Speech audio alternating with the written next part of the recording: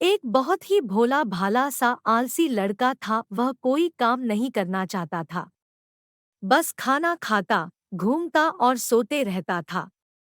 एक दिन उसे किसी ने बताया कि एक आश्रम है जहाँ पर कुछ नहीं करना पड़ता है और हर दिन 2 समय का खाना और नाश्ता मिलता है, तुम वहाँ जा करके रहो।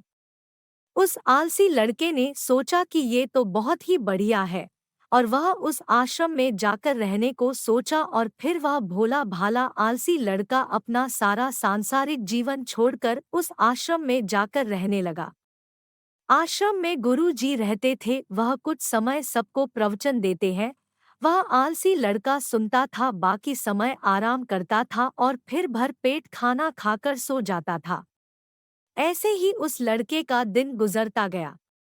एक दिन उस आश्रम में कुछ भी नहीं बना।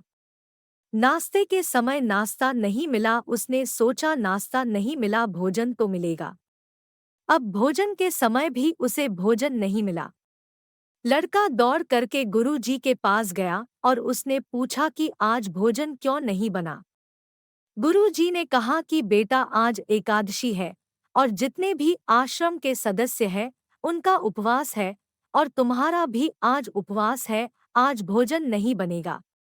वह लड़का आलसी था और उसे भूख भी बहुत लगता था। उसने गुरुजी से बोला कि मैं उपवास नहीं रहूंगा, मुझे भूख लगी है, मैं खाना खाऊंगा।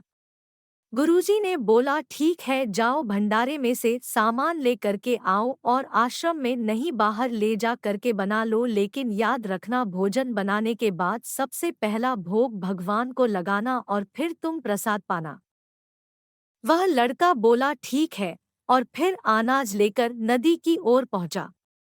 भोजन पकाने लगा, तैयार हुआ, उसके बाद कहने लगा कि भगवान श्री राम आइए, पधारिए, भोग लगाइए। अब जब उसे लगा कि भगवान तो आ नहीं रहे हैं, तो फिर कहने लगा कि मुझे मालूम है आपको तो अच्छा खाने की आदत है, मैं बना नहीं पाया और मुझे अच्छा भोजन बनाने भी नहीं आता, लेकिन जो भी रूखा सूखा बना है आकर खा लीजिए। भगवान श्री राम उसकी सरलता पर बहुत ही प्रसन्न हुए और उस लड़के को दर्शन दे दिए। उसने देखा कि भगवान श्री राम आए हुए हैं और उनके साथ में माता सीता भी आई हुई है। लेकिन लड़के ने सिर्फ 2 लोगों के लिए ही भोजन बनाया था, एक अपने लिए और दूसरा भगवान के लिए। और अब क्योंकि भगवान के साथ माता सीता भी आई हुई थी, तो उसने उस भोजन को माता सीता और भगवान के सामने ग्रहण करने के लिए रख दिया।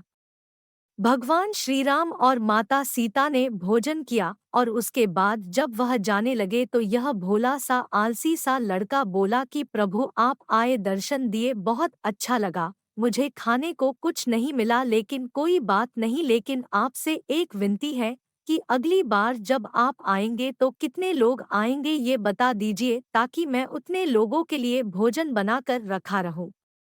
भगवान श्री राम मन ही मन मुस्कुराए और फिर अंतर ध्यान हो गए। लड़का आश्रम गया, दिन बीतता गया और फिर एकादशी का दिन आया और इस बार उसने 3-4 लोगों के लिए अनाज ले करके खाना बनाने के लिए नदी के किनारे पहुंचा और उसने बड़े प्रसन्नता से भोजन बनाया और इंतजार करने लगा कि प्रभु आइए और भोग लगाइए।